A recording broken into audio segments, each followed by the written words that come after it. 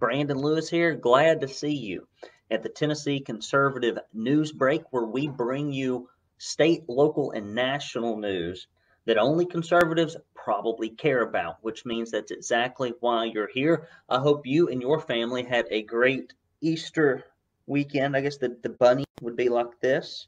They used to always put bunny ears on people.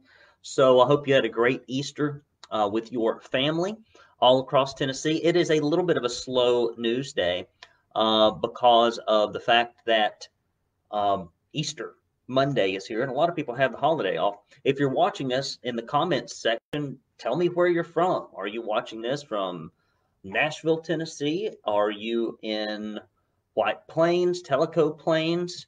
Are you from out in Memphis, Middle Tennessee, East Tennessee? Wherever you are from, drop a line in the comments section. Let me know how your Easter weekend went. I always try to get in there and read these comments after we do the newscast. We've got a lot of stories for you here, and we're going to start bringing them to you right away. If you have yet to subscribe to our e-newsletter list, please do go to TennesseeConservativeNews.com. We send out news updates in your email box. You can scan that puppy, and the ones that you want to keep, you can keep. The ones you don't want to keep, you can get rid of. And of course, if you go to TennesseeConservativeNews.com/support, we are happy for any type of support that you can give us. And when you do, you'll get 2 free Proud Tennessee Conservative bumper stickers, and we'll also send you a directory of all your state reps and your state senators. And if you give $50 or more, you'll get this beautiful Proud Tennessee Conservative tumbler, along with those Proud Tennessee Conservative bumper stickers. We appreciate you very much. So I'm going to get right into the headlines. If you are ready, here goes. First things first. Tennessee counties updating mask mandates, and we still have RINO Republicans like Jim Coppinger and others. I'll tell you a funny story about that here in a second. So here we go. So Governor Bill Lee, executive order 54 made on July 2020, we're this far into it, granted county mayors in 88 counties the authority to issue local mask mandates, now in effect to the end of this month, April 28th. At the start of the spring, the continuation of vaccines and the approach of the executive orders in many counties are clarifying their plans for local mandates. Hamilton County Mayor Jim RINO Coppinger. This is something funny about Jim Coppinger. When you type Jim Coppinger's name into Google, do you know what comes up? It goes Jim Coppinger Political Party. Which political party is Jim Coppinger? Jim Coppinger, Republican or Democrat? You know why? Because he's so liberal. He's anti-school choice, pro-tax increase, believes that your health, that you're so stupid and so ignorant as a resident of Hamilton County. You're so dumb that you cannot make your own health decisions. And so big old tubby Jim, guy's about 50, 60, maybe 100 pounds overweight. Okay, looks like a walrus. He's going to issue all of the, everybody has to wear a mask here, driving business out of Hamilton County into all the surrounding counties in North Georgia. Great work, Jim. We're so glad we've got you at the helm here, buddy. Said that he's going to extend the mask mandate into the 28th, but lift it on the 29th. Slow clap there, Biggins. Slow clap. Great work. Such leadership. I'm just overwhelmed over here. I feel like I've just witnessed the charge of the Light Brigade. Knox County has a mandate, and it is listed with an indefinite end. So if you live in Knox County, contact these guys and let them know that you're never going to vote for them in a primary again. Davidson County has a mandate in place until the end of June. Sumner County is set to expire April 28th. Any of these people, if they've got an R beside their name, and you need to make sure that you get together to find people to run against these folks in the primaries. Washington, Carter, Unicoi counties lifted their mandates at the end of February, but still request that people wear the masks. Hamlin, Claiborne, Rutherford, Robertson, Williamson, and Montgomery counties have all lifted their mask mandates. So bravo to them, but I'm just here to tell you, if I'm a Republican voter and somebody has forcibly told me to do something that I don't think is in my health interest and that isn't required, I'm never going to vote for them again. And when it comes time to work in the primaries, I'm going to work against them. Next local story. Rape Survivors Protection Act passes and advances in the House. Before I get into this, I just like to stop just for a little moment. And Brandon, Jasmine Church, thank you so much. Just moved here from Kansas. He's glad he found the group. Also, we've got Gary Umble. I appreciate you very much. And says Gary Humble couldn't get it done in Tennessee, but Kentucky has secured religious exemptions and conscientious objections to all vaccines, all emergencies, and epidemics became law on 3/28. So they got it done in Kentucky. Thanks for that update, Gary. I appreciate you letting me know that, buddy. Brandon, thank you for joining the program here as well. Back to this story, but before I do that, I want to talk about this ban or this moving of the All-Star game out of Georgia because of all the woke politics that is just all over sports and in corporate America now. Frankly, I don't watch sports. I just don't. I never have. A bunch of men that I don't know doing things that I don't know how to do just never appeals to me as a pastime. So I keep up with politics. I guess that's like my soap opera, right? What is it they say that politics is like a soap opera for men? I guess I watch it, but it does have implications in your life. And I think the biggest response that conservatives should have to this type of woke capitalism is the same thing that you do with your news consumption, and that is you don't watch the stuff. If people are doing this garbage um, and you don't believe in it, don't watch it. Just don't watch it. And just like if you don't like the headlines that you see in your local newspaper, don't give them your eyeballs. If you don't like it on the TV set, don't give them your eyeballs. And sometimes it takes a lot of work. Like, we don't order from Amazon anymore. And it's difficult because that was really remarkably convenient, but I'm not going to give money to people who hate our way of life and our values. I'm just not going to do it. And I think that's probably what you should do as well. Back to this story. Rape Survivors Protection Act passes and advances in the House. Sexual assault survivors may soon be able to track their submitted rape kits if House Bill 0039 makes its way through the legislature. Also known as the Jim Coley Rape Survivors Protection Act, HB 0039 made its way through the Criminal Justice Committee and has now been placed on Finance, Ways, Means, and Subcommittee calendar after April 7th. The bill, if it passes, a kit tracking system will be created so that both law enforcement officials and sexual assault victims could monitor where that goes through the processing. Pharma lobby fights Dems proposal on vaccine access and drug pricing. Drug makers are enjoying renewed clout in Washington.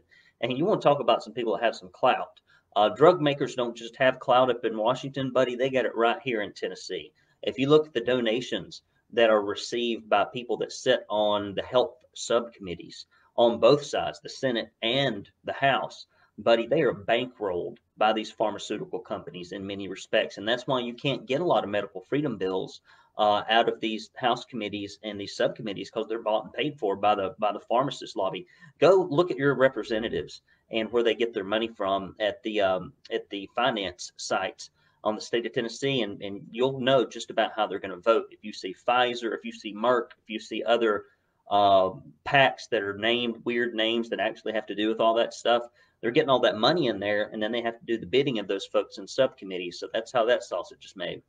Back to the national side, Democratic lawmakers are urging President Joe Biden to waive patent protections on vaccines to help others nations fight the virus. They're also preparing legislation to allow Medicare to negotiate the price of drugs. Both measures are fiercely opposed by the pharmaceutical industry, and in the near future, drug makers plan to hike the price of government-backed vaccines and could be very costly to Congress. The industry reported plans to couple strong public approval with its usual lobbying power to oppose Democratic priorities that would hurt its bottom line. Drug makers spend more to lobby Washington than any other industry. I'm telling you what, drug makers probably spend more money to lobby the Tennessee legislature than anybody else. That's why they want to forcibly vaccinate you. And then the hospital associations and the medical associations, if you think medical freedom is alive and well here in Tennessee, you're mistaken. The same thing that's happening in Washington is happening right here in Tennessee. And when we put stories out there about your medical freedom being at risk and about RINO Republicans and subcommittees not allowing you to have medical freedom, you need to take note and you need to observe these things. Back to the national story. Democrats are reportedly hoping to push drug pricing bill through the Senate using reconciliation, the legislative tactic they're using to pass Joe Biden's relief bill with a simple majority vote. Senator Joe Manchin, a key swing vote, has endorsed legislation to allow Medicare to negotiate drug prices, but other moderates haven't weighed in. Okay, now this is rich. This is a rich story. Amazon clashes. I love this one. Amazon clashes with Democratic lawmakers bankrolled by its own employees. You gotta love this.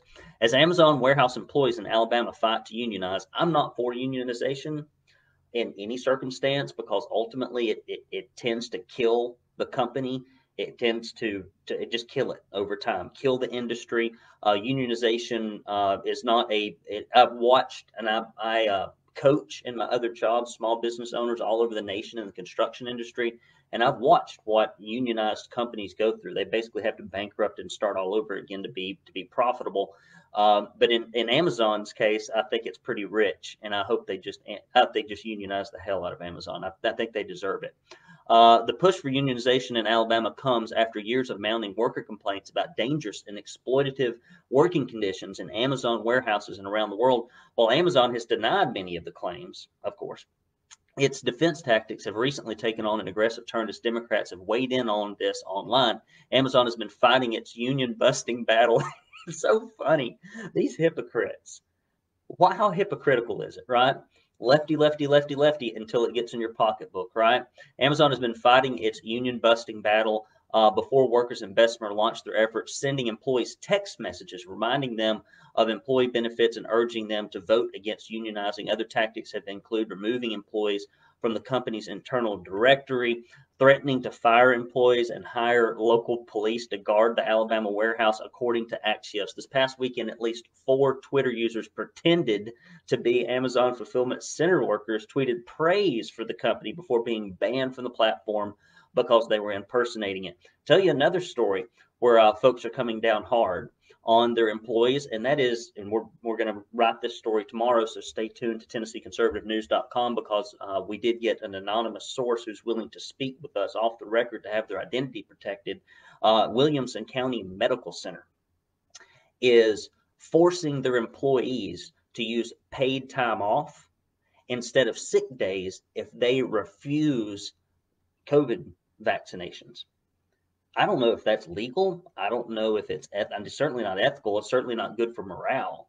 And if I were a nurse or a professional or a staff member at that organization, I would pull together all of my nurse friends and anyone else, clerical, secretarial, janitorial, you name it, who are tired of having their medical life dictated by these hospitals and people like it. You talk about the hospital association and folks like that. These big, huge hospitals that are in bed with the government and with big insurance and everything else, and this incestuous arrangement to rob people of their medical liberty is terrible, and it is shameful that people should have to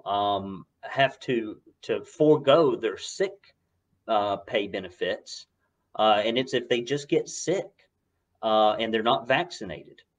And if they have to quarantine and they're not vaccinated, they have to use paid time off instead of their medical sick days. And so if you're somebody that knows somebody that works at the Williamson Medical Center, contact us. And if you are willing to speak to our publication anonymously, we'd love to hear more about this story. We reached out to them this weekend through multiple methods and never heard from them. So I'm telling you, guys, a lot of your freedoms are at risk because of primarily not Democrats in the state of Tennessee, but RINO Republicans. That's where most of your liberties, if they're going to be stolen or trampled on in Tennessee, it will be by the party that you vote for. And so that's why it's so important that you elect conservatives in the primary. I'm Brandon Lewis here. Now listen, $50 or more. Proud Tennessee conservative tumbler. So good. You can put in the cheapest day old coffee and it comes out like gourmet fresh roasted beans in this puppy. The magical properties imbued into this when you give us $50 to help support our publication. I can't explain it. You can't explain it, but it really works. And anybody who gives anything is going to get a Proud Tennessee Conservative bumper sticker and also a directory of all these folks so that you could praise them or tell them, hey, I think I'd like you to vote a different way as these bills run through subcommittee and if things happen. So if you enjoyed this, if you learned something from it, if you appreciate what we're doing here as one of only 2 conservative news outlets in the state of Tennessee, please do share our content. Do go sign up for our newsletter at TennesseeConservativeNews.com. Drop us a note in the comments section. Let us know if you enjoyed the program. Tell us where you're from and tell us what you're interested in. Tell us what you'd like us to cover, because I like hearing from y'all. And if you'll stay tuned, eventually, I think maybe in June or July of this year, we're going to have a big, huge event not sure where yet. And we're going to try to bring all of our subscribers together so we can put names with faces and maybe get some things done. So Brandon Lewis with Tennessee Conservative Newsbreak here. Thanks to all of you who have watched. And as I can't do two things at once, but Stuart, we appreciate that you came in here as well. And thanks to everybody else posting in here and who is watching. I will see you tomorrow for the Tennessee Conservative Newsbreak. Do drop us a line in the comment section if you enjoy the program. Share it with your conservative friends through messenger, email, text message. See you here tomorrow, guys. Take care.